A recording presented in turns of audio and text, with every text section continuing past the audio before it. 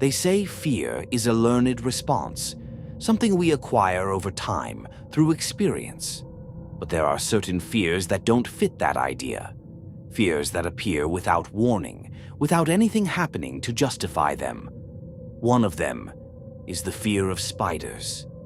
Arachnophobia is one of the most common phobias in the world.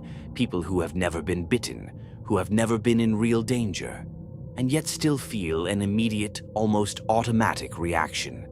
A rejection that doesn't go through logic, that doesn't need an explanation. There is something about them that feels unsettling. Not just how they look, but the way they move. 8 legs shifting in unpredictable ways, small bodies capable of appearing in any corner at any moment. They make no sound, they give no warning. They are simply there. From a scientific perspective, there is an explanation. For millions of years, our ancestors coexisted with venomous species. Those who reacted quickly survived. Those who didn't disappeared. Over time, that mechanism became embedded in the human brain.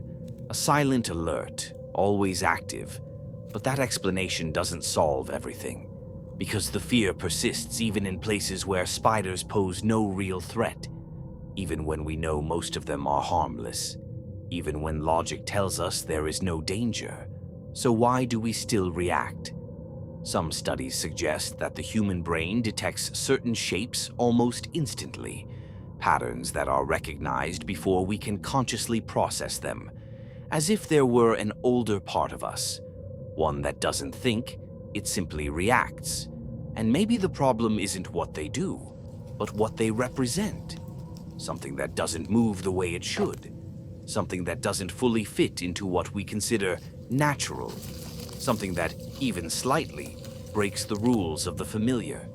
Because we don't react the same way to other dangerous animals.